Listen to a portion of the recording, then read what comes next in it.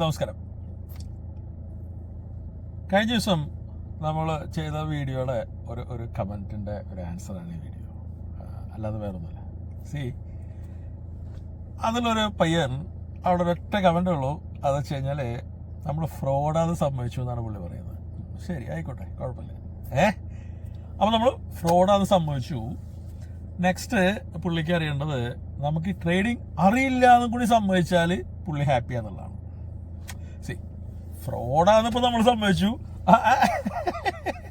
അതൊക്കെ. പക്ഷെ ഇത് അറിയില്ല എന്നെങ്ങനെ സമ്മതിക്കുക? നമുക്ക് ഈ പണി അറിയാലോ. ഇപ്പം നമ്മൾ കുറച്ച് ദിവസമായിട്ട് അവിടെ നമ്മൾ എന്താ പറയുക പോസ്റ്റ് ഇടുന്നുണ്ട്. നമ്മളുടെ കൂടുതലുള്ള ആളുകളുടെ സ്ക്രീൻഷോട്ട്സ്, പ്രോഫിറ്റ് സ്ക്രീൻഷോട്ട്സ് അവിടെ നമ്മൾ ഇടുന്നുണ്ട്. അപ്പോൾ അതിൽ നിങ്ങൾക്ക് നോക്കിയാൽ കാണാൻ പറ്റും. അതിൽ ബൈ വാല്യൂ മെൻഷൻ ചെയ്യുന്നുണ്ട്, സ്റ്റോപ്പ് മെൻഷൻ ചെയ്യുന്നുണ്ട്, ടാർഗറ്റ് മെൻഷൻ ചെയ്യുന്നുണ്ട്. ഈ ട്രേഡ്സ് എല്ലാം ഒരു 5 മിനിറ്റ് മുമ്പ് മിനിമമാണ് പറയുന്നത്. 5 മിനിറ്റ്, ചിലർക്ക് 1 മണിക്കൂർ മുമ്പേ ഉണ്ട്. 5 മിനിറ്റ് മുമ്പേ നമ്മൾ അവിടെ കൊടുക്കുന്നുണ്ട്. അതിനുശേഷം നമ്മൾ ആ ട്രേഡ് ആക്റ്റീവ് ആവുന്ന സമയത്ത് അവിടെ നമ്മൾ വളരെ ഭംഗിയായിട്ട് ആക്റ്റീവ് എന്ന് മെൻഷൻ ചെയ്യുന്നുണ്ട്. ആക്റ്റീവ് എന്ന് മെൻഷൻ ചെയ്യുമ്പോൾ ചെയ്യേണ്ട ഒറ്റ പരിപാടിയുള്ളൂ. എന്ന് വെച്ച് കഴിഞ്ഞാൽ ജസ്റ്റ് ചെയ്യേണ്ട കാര്യത്തിലുള്ളൂ. നേരെ നമ്മുടെ എന്താ പറയുക ഒരു ബ്രാക്കറ്റ് ഓർഡറിൽ buy price and stop loss, ഒരു നോഷണൽ ടാർഗറ്റ് തന്നിട്ടില്ലെങ്കിൽ ഒരു നോഷണൽ ടാർഗറ്റ് പ്ലേസ് ചെയ്യുക. അതിനുശേഷം ഞാൻ ടാർഗറ്റ് തരുമ്പോൾ അത് എഡിറ്റ് ചെയ്തിട്ട് ആ ടാർഗറ്റോട് കൊടുത്താൽ മതി, വേറെ ഒന്നും ഇവിടെ ചെയ്യണ്ട. അപ്പോൾ ആ സാധനം ഞാനവിടെ കുറച്ച് ദിവസങ്ങളായിട്ട് തരുന്നുണ്ട്. അപ്പോൾ അത് കണ്ടാൽ മനസ്സിലാവില്ലേ ഈ പണി എനിക്കറിയാന്നുള്ളത്. അപ്പോൾ അദ്ദേഹത്തിൻ്റെ ഉദ്ദേശം വേറെയാണ് അല്ലേ?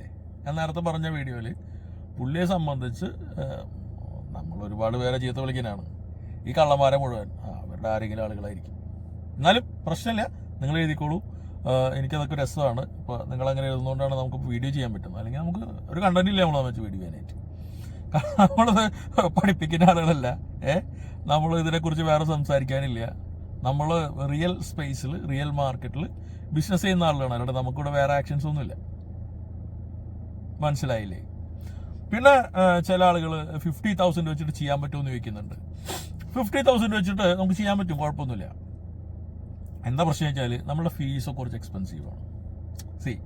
അപ്പോൾ അതിലേക്ക് നിങ്ങൾ ഈ 50,000 കൊണ്ട് വരുമ്പോൾ അത് ചിലപ്പോൾ നിങ്ങൾക്ക് മുതലായില്ല എന്ന് വരും. മനസ്സിലായില്ലേ? ഞാൻ പറഞ്ഞ മനസ്സിലായില്ലേ?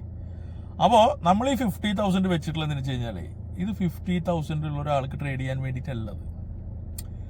കയ്യിൽ നല്ല ക്യാപിറ്റലുള്ള ആളുകളുണ്ടാവും.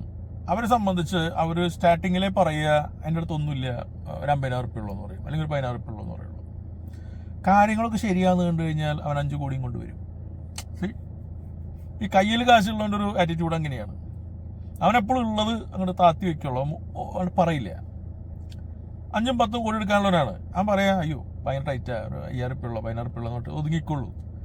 അപ്പം അങ്ങനെയുള്ളവരെ കാണിച്ചു കൊടുക്കാൻ വേണ്ടിയിട്ടാണ് ഈ 50,000 കാര്യം ഇവിടെ പറഞ്ഞോളൂ. ഞാൻ പറഞ്ഞു 10 ലക്ഷം വേണമെന്ന് പറഞ്ഞു കഴിഞ്ഞാൽ അത് ചിലർക്ക് അത് ആക്സെപ്റ്റബിൾ അല്ല. അപ്പോൾ ഇത് ആർക്കാന്ന് വെച്ച് കഴിഞ്ഞാൽ ഓൾറെഡി ഈ സ്റ്റോക്ക് മാർക്കറ്റ് അറിയാം, ഞാൻ ട്രേഡ് ചെയ്യുന്ന ആളാണ്, ക്യാപിറ്റൽ ഇനോർമസ് ആണ്, ഉണ്ട്. പക്ഷേ പല ആളുകൾ ഇതൊന്നൊക്കെ ചെയ്തിട്ട്, അല്ലെങ്കിൽ ഞാൻ പേഴ്സണലായി ചെയ്തിട്ട് എനിക്ക് ലോസ് പറ്റി. Number 1 type. സെക്കൻഡ് ടൈപ്പ്, ഞാൻ റിട്ടയർഡാണ്, ബാക്കിയുള്ള സംഗതിയാണ്, എന്നാൽ ട്രേഡ് ചെയ്യാൻ അറിയാം, ക്യാപിറ്റൽ നഷ്ടപ്പെടില്ലെങ്കിൽ ഞാൻ ചെയ്യാൻ തയ്യാറാണ് എന്ന് പറഞ്ഞൊരു സെക്കൻഡ് കാറ്റഗറി ഉണ്ട്. മനസ്സിലായില്ലേ? തേർഡ് കാറ്റഗറി ആരൊക്കെയോ പറഞ്ഞു കേട്ട് ഞാൻ എന്തൊക്കെയോ ചെയ്തു, എനിക്ക് ഒരുപാട് പൈസ ലോസായി, 19 ലക്ഷം രൂപ ലോസായി. അപ്പോൾ അങ്ങനെയുള്ളവർക്കുള്ളതാണ് തേർഡ് കാറ്റഗറി. അപ്പോൾ അതൊരു കാറ്റഗറിയാണ്. അപ്പം ഇങ്ങനെയുള്ള ആളുകൾക്കാണ് ഈ സാധനം. അൺഫോർച്ചുനേറ്റ്ലി ഇവിടെ വരുന്നത് മുഴുവൻ ഈ 5 കാശ് എടുക്കാനില്ലാത്ത ചെറിയ പിള്ളേരാണ്. ഇപ്പം നമ്മൾ ഈ മറ്റേ ഫിഷ് ചെയ്യുന്ന സമയത്ത്, ഇപ്പം നമ്മൾ ചൂട്ടുന്ന സമയത്ത് ഈ ചെറിയ ചെറിയ സാധനങ്ങൾ കൊത്തിയിട്ട് നമ്മളെ സമയം മെനക്കെടുത്താന്ന് അറിയില്ലേ, വലുത് കൊത്തണില്ല എന്നറിയില്ലേ.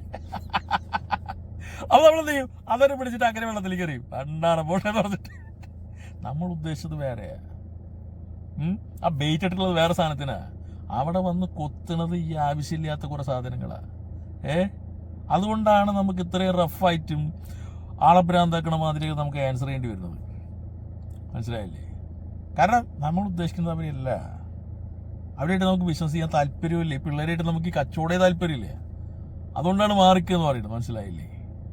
ഇപ്പോൾ നമ്മൾ ഫീസിൻ്റെ കാര്യം പറഞ്ഞു. നമ്മളൊരു കാര്യം മനസ്സിലാക്കണം. 2025 ജോയിൻ ചെയ്തിട്ടുള്ള ആളുകളുണ്ട് നമ്മളെ കൂടെ 26 മുമ്പ്. അവരൊന്നും ഒരാൾ പോലും ഇവിടെ പ്രോഫിറ്റ് ഷെയറിന് സംസാരമില്ല. അവർക്കൊന്നും അവരിനി 50 ലക്ഷം രൂപ ഉണ്ടാക്കിയാലും അവർക്ക് മന്ത്ലി ഫീസ് വരുന്നത് ആകെ 1000 റുപ്യ. അതിൽ കൂടുതൽ ഉറുപ്പ്യ വരില്ലേ. എന്താ കാര്യം എന്നറിയോ? നമ്മളുടെ ഗുഡ് ടൈംസിലും ബാഡ് ടൈംസിലും എല്ലാ സിറ്റുവേഷൻസിലും നമ്മളെ കൂടെ നിന്ന ആളുകളാണ്. മനസ്സിലായില്ലേ? അപ്പൊ അവർക്ക് വട്ടവറുത്ത പ്രോഫിറ്റ്. ഇപ്പോൾ 1 കോടി രൂപ നീ ലാഭം ഉണ്ടാക്കി മന്ത്ലി, ഒരു പ്രശ്നമില്ല. ആകെ നിനക്ക് വരെ 5000 റുപ്യ, 1 ഉറുപ്പ്യ കൂടുതലേ. മനസ്സിലായില്ലേ? അപ്പൊ നമ്മളൊരാളെടുത്തും അലമ്പല്ല, നമ്മൾ ഫീസ് കയറ്റി പഠിച്ചിട്ടില്ല. പക്ഷേ 26 ശേഷം വരുന്ന ഒരാൾക്ക് തീർച്ചയായിട്ടും പെർസെൻറ്റേജ് പറയും, 10%. അത് നിർബന്ധ. കാരണം അവര് നമ്മളുടെ ബെസ്റ്റ് ടൈമിലാണ് കയറി വരുന്നത്. മനസ്സിലായില്ലേ? ബെസ്റ്റ് ടൈമിൽ കയറി വരിക. ബാഡ് ടൈംസ് നമ്മുടെ കൂടെ നിൽക്കാത്ത ആളുകളാണ്. അത് സീസണലായിട്ടുള്ള ആളുകളാണ്. അപ്പോൾ നമ്മൾ നാളെ മോശത്തിലേക്ക് പോയി അവരിട്ടിട്ട് പോകും. സോ അവിടെ സെന്റിമെന്റ്സിന്റെ ആവശ്യമില്ല. നമ്മൾ കാര്യം പറയുക. നമ്മൾ ഫീസ് അടയ്ക്കാൻ പറയും, അടയ്ക്കുക. അടച്ചില്ലെങ്കിൽ എന്ത് ചെയ്യും? കഴിഞ്ഞു, ഫിനിഷ്, ഡീൽ ഓവർ.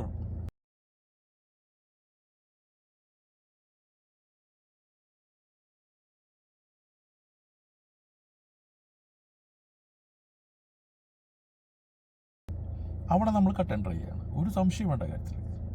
മറ്റ് സ്പേസിൽ നമ്മൾ യാതൊരു വക പ്രോബ്ലവും ഇല്ല.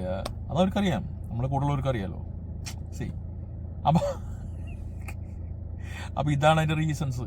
അല്ലാതെ നമ്മൾ എന്താ പറയുക, എല്ലാ ആളുകൾക്കും ഒരേ സ്ട്രക്ചർ അല്ല ഇവിടെ പല ആളുകളും പല സ്ട്രക്ചറാണ്. മനസ്സിലാവുണ്ടോ? അപ്പോൾ അതാണ് ഇവിടുത്തെ ഒരു മെയിൻ ഹൈലൈറ്റ്. നമ്മളുടെ ബാഡ് ടൈംസിലും നമ്മുടെ എല്ലാ കാലത്തും നമ്മളെ കൂടെ നിന്നിട്ടുള്ള ആളുകളാണെങ്കിൽ അവർക്ക് നോർമലാണ് കാര്യങ്ങൾ. മറിച്ച് നമ്മുടെ ബെസ്റ്റ് ടൈമിൽ മാത്രം കയറി വരുന്ന ആളുകളാണെങ്കിൽ ഓഫ് കോഴ്സ് അത് അതിൻ്റെ ഗെയിം മാറും. നമ്മുടെ കണ്ടീഷൻസ് പറയും, അതനുസരിച്ച് പോകാന്നുള്ളതാണ്. മനസ്സിലായില്ലേ? അപ്പോൾ എന്തായാലും ഞാൻ മറ്റേ പയ്യനോട് പറയാനുള്ളത്, ഞാൻ എന്തായാലും ട്രേഡിങ് അറിയില്ല എന്ന് പറയില്ല. കാരണം എനിക്ക് അറിയുന്ന ബിസിനസ്സാണ്, അതിൻ്റെ കോർ ബിസിനസ്സാണ്, അതിൻ്റെ സ്ട്രെങ്ത്താണ്.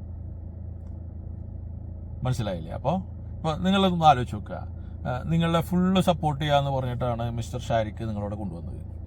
അത് കഴിഞ്ഞിട്ട് നിങ്ങളെ വേറൊരു പിള്ളേരെ കൊണ്ടുവന്നു, ഒരുപാട് പേര് വന്നു. നിങ്ങൾ അവരുടെ അടുത്ത് മാർക്കറ്റിൽ ട്രേഡ് തരാൻ പറയുമ്പോൾ എത്ര പേര് ട്രേഡ് ചെയ്യുന്നുണ്ടെന്നൊരു ചോദ്യമുണ്ട്.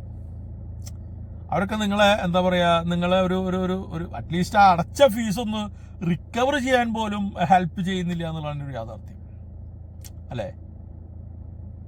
അപ്പോൾ അവിടെയാണ് നമ്മൾ ഡിഫറെൻ്റ് ആയിട്ട് നിൽക്കുന്നത്. നമ്മളിവിടെ നിങ്ങൾ പല ദിക്കിലും പോയി പഠിച്ചു, നിങ്ങൾക്ക് എൻഡ് ഓഫ് ദി ഡേ പൈസ ഉണ്ടാക്കാൻ പറ്റുന്നില്ല, നിങ്ങൾക്ക് ഈ ബിസിനസ് മനസ്സിലാവുന്നില്ല, നിങ്ങളെ മെൻറ്റർ നിങ്ങളെ ഹെൽപ്പ് ചെയ്യുന്നില്ല.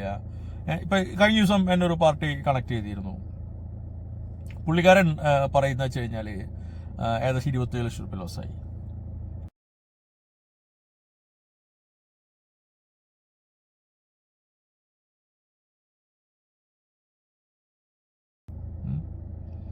ട്രേഡ് ചെയ്തിട്ട് ലോസായി. ഞാൻ ഇപ്പോൾ ആകെ സ്കാൽപ്പ് ചെയ്യാണ് ചെയ്യുന്നത്. ഒരു ടാർഗറ്റ് ഉണ്ടെങ്കിൽ ഞാനിങ്ങനെ 10 പോയിന്റ് വെച്ചിട്ട് ഇങ്ങനെ എന്താ പറയുക, ട്രailing സ്റ്റോപ്പ് ലോസ്. അപ്പോൾ നമ്മൾ പറഞ്ഞ് ചെയ്താൽ മതി, നിങ്ങൾ പറഞ്ഞ കാരണം ചെയ്യേണ്ടെന്നുള്ളത്. പക്ഷേ ആളുകളുടെ വിശ്വാസമാണ്. കാരണം നമ്മൾ എക്സാക്ട്ലി ദ മാർക്കറ്റ് പ്രഡിക്റ്റ് ചെയ്യുന്നുണ്ട്. അപ്പോൾ അങ്ങനെയുള്ള ആളുകൾക്ക് ഒരു ആവശ്യം എന്ന് വെച്ച് കഴിഞ്ഞാൽ അവർക്ക് ബേസിക്കലി അവർക്ക് പൈസ ഉണ്ടാക്കാന്നുള്ളതാണ്. അവിടെ ഈഗോ ഇല്ല. മനസ്സിലായില്ല? എൻ്റെ കാശ് ഒരു 19 ലക്ഷം മാർക്കറ്റിൽ പോയി, എന്നെ പഠിപ്പിച്ച ആളെന്നെ ഹെൽപ്പ് ചെയ്യുന്നില്ല, അവരെനിക്കിത് റിക്കവർ ചെയ്യാനൊരു ഹെൽപ്പ് തരുന്നില്ല, അല്ലെങ്കിൽ അവർക്ക് അറിയില്ല, അവർ പറഞ്ഞു തരുന്ന ഒക്കെ മണ്ടത്തരാണ്, എനിക്ക് ചെയ്യാൻ പറ്റുന്നില്ല, ഇനി ഞാനെന്ത് ചെയ്യുമെന്ന് ചോദിക്കുന്ന ആളുകളുണ്ട്. മനസ്സിലായില്ലേ? അത്തരം ആളുകൾക്കാണ്, അവർക്കാണ് നമ്മുടെ സർവീസ് സപ്പോർട്ട് ഹെൽപ്പ് ചെയ്യുക. അല്ലാതെ വെറും അച്ഛൻ്റെ കാശ് മേടിച്ചുകൊണ്ട് വന്ന് അല്ലെങ്കിൽ അമ്മയുടെ തല്ലോടിയിട്ട് 1 ലക്ഷം രൂപ മേടിച്ചുകൊണ്ട് വന്നിട്ട് ഇവിടെ ഉണ്ടാക്കാൻ നിൽക്കുന്ന ആളുകൊണ്ട് വരരുത്. പിള്ളേരായിട്ട് നമുക്ക് ബിസിനസ് ചെയ്യാൻ താല്പര്യമില്ല. ഇനിയിപ്പോൾ വരികയാണെങ്കിൽ വായടച്ച് എന്നെ കണ്ടുത്തിരിക്കാൻ പറ്റുമോ? കയറിക്കോ. വായ തുറന്നാൽ അപ്പം ഞാൻ അടുത്ത് പുറത്തേക്ക് ഇടും.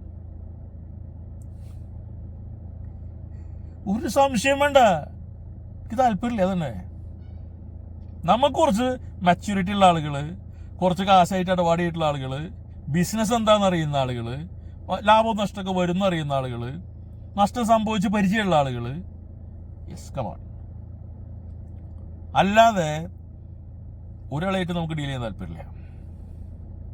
ഇത് ഇത് ഇത് എന്താ വെച്ച് കഴിഞ്ഞാൽ നമുക്ക് റിസർച്ചിൻ്റെ തലവേദനയുണ്ട്, മറ്റൊരുപാട് പ്രൊഡക്ട്സ് ഇതിൻ്റെ അകത്തുണ്ട്, അതിൻ്റെ ഒക്കെ തലവേദനയുണ്ട്. മനസ്സിലായില്ലേ? അതിൻ്റെ ഇടയിൽ ഈ പിള്ളേരുടെ അടുത്ത് വാട്സാപ്പിൽ തല്ലുണ്ടാക്കാൻ നേരില്ല. നമ്മൾ പ്രാന്ത് പിടിച്ചിരിക്കുന്ന നേരമായിരിക്കും, തലയ്ക്ക് ചൂടായിക്കുന്ന നേരമായിരിക്കും. ആ നേരത്തേക്ക് ഉമ്മാരെ വിളിച്ച് എന്തെങ്കിലും പറയാം, നമ്മൾ പറയുന്ന ഭാഷ തെറ്റിപ്പോവും, സംസാരം തെറ്റിപ്പോവും, ഒക്കെ തെറ്റിപ്പോവും. അതുകൊണ്ട് നമ്മൾ ഒരാളോട് സംസാരിക്കാറുമില്ല. ശരിയല്ലേ? ആ കട്ട് ചെയ്ത് ബ്ലോക്ക് ചെയ്ത് കളഞ്ഞു, പോ, ഫിനിഷ്. സംസാരം കുറവാ. കാരണം എന്താവശ്യത്തിന്?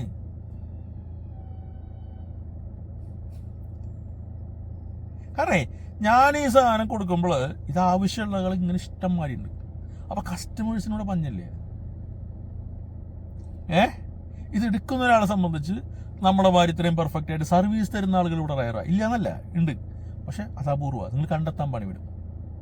ഇപ്പം എൻ്റെ ഇത് പോയി വേറെ ഇത് മരിച്ചൊരാളെ കണ്ടെത്തണമെങ്കിൽ കുറച്ച് സമയം എടുക്കും. ഇല്ല എന്ന് പറയുന്ന ആളല്ല, അത് ദൈവം തരുന്നതാണ്. അഹങ്കാരം പറയുന്ന ആളല്ല, ഇഷ്ടംമാരി ഉണ്ടാവും. പക്ഷെ നിങ്ങൾ കണ്ടെത്താൻ സമയമെടുക്കും. മനസ്സിലായില്ലേ? എൻ്റെ അടുത്ത് ഈ സാധനം ഇങ്ങനെ ഉള്ളതുകൊണ്ട് ഇത് എനിക്ക് ചെയ്യാവുന്നതാണ്, എനിക്ക് സപ്പോർട്ട് ചെയ്യാവുന്നതാണ്, എല്ലാം ചെയ്യാവുന്നതാണ്. അപ്പം നമുക്കിവിടെ റിസോഴ്സ് ഉണ്ട്. അതുകൊണ്ടാണ് നമ്മൾ ഇത്ര റഫായിട്ട് സംസാരിക്കുന്നത്. നിങ്ങൾ ആവശ്യക്കാരനാ, അപ്പം ദൂഷ്യം കണ്ടു വർത്താനം പറയാ. ഞാൻ ഫീസ് തരണല്ലേ, എനിക്ക് അതിൻ്റെ അവകാശമുണ്ട്. അത് പറയരുത്. എനിക്ക് കേൾക്കാൻ ഇഷ്ടല്ലേ, എനിക്കത് കേൾക്കാൻ ഇഷ്ടല്ലേ. അതുകൊണ്ടാ എനിക്ക് ആ വർത്താനം കേൾക്കണ ഇഷ്ടമല്ല. സൗകര്യം ഉണ്ടെങ്കിൽ എന്നാവെന്ന് പറഞ്ഞാൽ അതുകൊണ്ടല്ലേ. ഇത് പീടിക പോയിട്ട് മേടിക്കാൻ പറ്റുന്ന സാധനമോ അല്ലെങ്കിൽ മാർക്കറ്റിൽ ഈസിലി അവൈലബിൾ ആയിട്ടൊരു സാധനമല്ല. ഇത് ഭയങ്കര സ്കെയർസ് ആയിട്ടുള്ളൊരു കമ്മോഡിറ്റിയാണ്. ഈ പ്രൊഡക്റ്റ് എന്ന് പറയുന്നത് ഭയങ്കര റയറാണ്, വാല്യുബിൾ ആണ്. അതനുസരിച്ച് വേണം ബിഹേവ് ചെയ്യാൻ.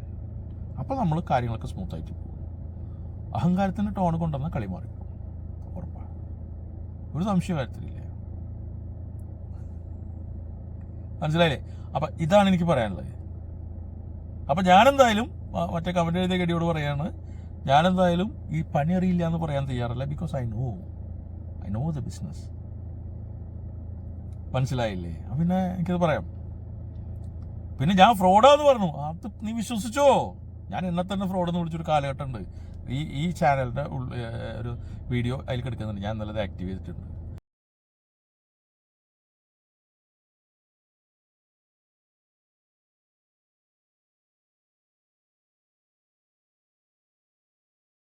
ഞാൻ എന്നെ തന്നെ ഫ്രോഡെന്ന് വിളിക്കുന്നത്, സ്റ്റോക്ക് മാർക്കറ്റ് ഫ്രോഡ്സ്റ്റർ സുജീഷ്. ഞാൻ കഴിഞ്ഞ വീഡിയോയിൽ പറഞ്ഞപ്പോൾ നിങ്ങൾ തള്ളാന്ന് വിചാരിച്ചിട്ടുണ്ടാവും. ആ സാധനം 4 വർഷം മുമ്പത്തെ വീഡിയോയിൽ കിടപ്പുണ്ട്, നോക്കിയോ. പോരെ? അപ്പോൾ ഇത്രയുള്ളൂ. ഇതൊക്കെ നമ്മൾ കള്ളൊന്നും പറഞ്ഞിട്ടില്ല, നമ്മളുള്ളത് ഉള്ളമാതിരി പറഞ്ഞിട്ടുള്ളൂ. മനസ്സിലായില്ലേ? അപ്പോൾ എന്തായാലും അടുത്ത വീഡിയോയിൽ കാണാം. ബൈ.